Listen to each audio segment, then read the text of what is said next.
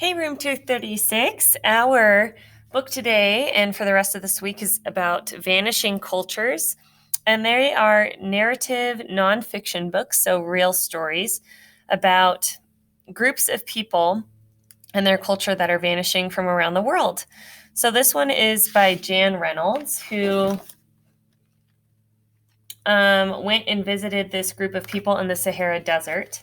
And the Sahara Desert is the world's largest dry desert, and it's located in Africa. I'm wondering if you know how many people live in the desert and what you think life looks like.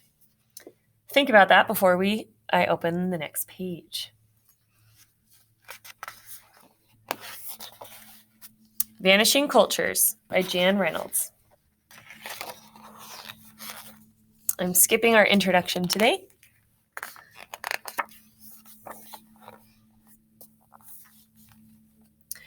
As the sun drops behind the Hogar Mountains, the center of the Sahara, the largest desert on earth, a young boy named Manda asks his father to tell him a story about their tribe, the Tuareg.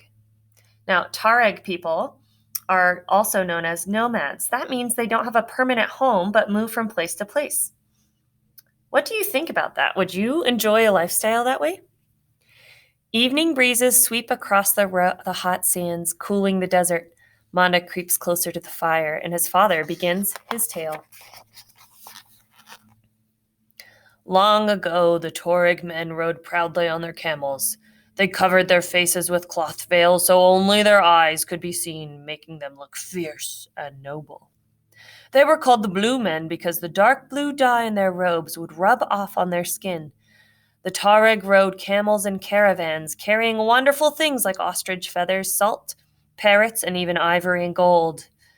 A caravan is a group of people moving from one place to the next. In the warm glow of the fire, Manda soon falls asleep.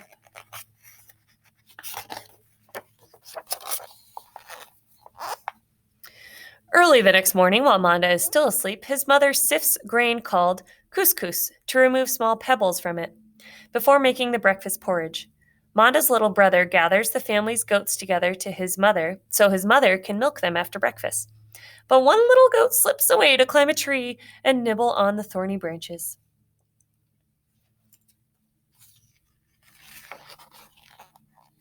After breakfast, Manda helps his father. He holds a camel while his father removes the hobbles, pieces of rope or leather that tie camels' legs together. Right here. Camels are hobbled, so they cannot go that far away as they search for food. But sometimes they do wander off, and then Manda's father must find them. If he can spend half a day looking for them, following their footprints in the hot sand. It looks like it would be hard to see them. While Manda helps his father, his little brother stays cool in a shaded tree, watching a neighbor woman use clay to turn camel hide into leather. That's here. She makes bags and tents out of their strong, tough leather. It looks like there's a lot in the tree. Manda's mother crushes sweet, dried dates for everyone in the village to eat. She uses a large bowl to hold the dates and crushes them with a heavy piece of wood. Right here. Our class, I remember some of us sharing dates. Soon, Manda's little brother visits the old woman who lives by the village garden. She cuts the ends off a dry gourd so he can use it as a ball to play with. He also stops by the deep well to say hello to some friends who are getting water for their families. This is a well which gets underground water. Although the desert is very hot and dry, there is water. After a hard rain, it collects along narrow washes. Hardy grasses and flowers grow in these areas. So this is a wash.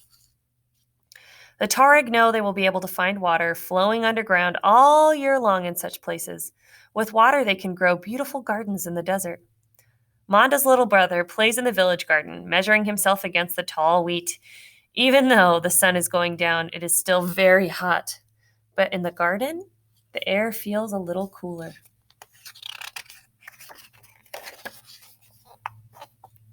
The next day, while Manda and his little brother are letting the goats out and looking for their camels, their mother is making thin pancakes for breakfast. She cooks them over an open fire inside their hut. And outside, their father is making a sweet mint tea called atay, the favorite drink of the Tuareg. After breakfast, Manda's father says he will need Manda's help. They are going to caravan in a large group their camels to the races at the camel festival. Once the camels are ready to go, Manda can't help smiling with pride as he leads the caravan away from the village. What do you think he's proud of? Outside the village, Manda's father helps him climb onto the saddle. Manda holds tight with the camel, rocks back and forth as it stands up. Riding close behind his father, Manda guides his camel around the small bushes and large rocks of the desert. At midday, they stop to rest and eat. Manda is given the honor of carefully taking the saddle off his own camel. Here's the caravan. There's another one.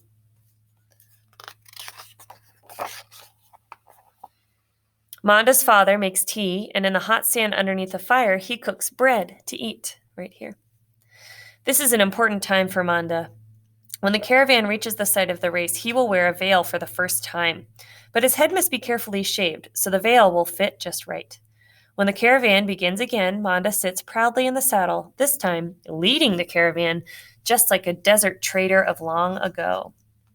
A desert trader would bring goods to a market and then try to buy other things with their good. As evening approaches, Manda and his father stop at a friend's camp. Instead of grass huts, these Tuareg live in the camel skin tents with walls made of woven grass. So we have the woven grass here, and these are the camel skins. Nearby, the large rock carving made by people who lived in the desert long before Manda and his people. What animal do you think that is? The next morning, Manda's father fills his water bag, which is made from the skin of a goat. Here. The caravan still has a long journey ahead, far across the desert sand. When they finally reach the site of the festival, Manda's father puts on his best robes and veil. Following tradition, Manda darkens the skin around his eyes and brow with ashes before putting on his own veil. You can see that. And I'm wondering if Manda is doing the same.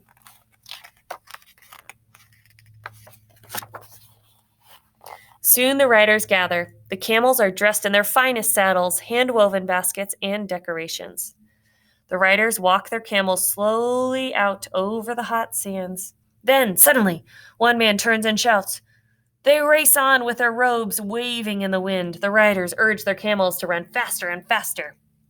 But, surprisingly, no one really cares who wins. For the Tuareg, it is the way a man rides his camel that is important. The style of the camel rider is the Tuareg's most valued art.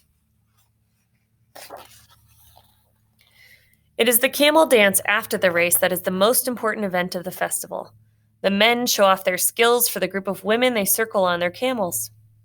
In the evening, Manda gathers his camels to rest for the night.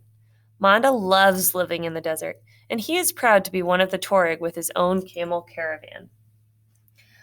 I learned so much about the Tuareg people. I'm wondering what's one thing you learned about the Sahara Desert or the Tuareg people.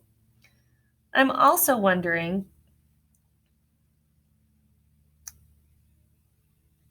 what stood out to you about Manda's life. If you could respond to those today in your Flipgrid, I would appreciate you contributing to our community.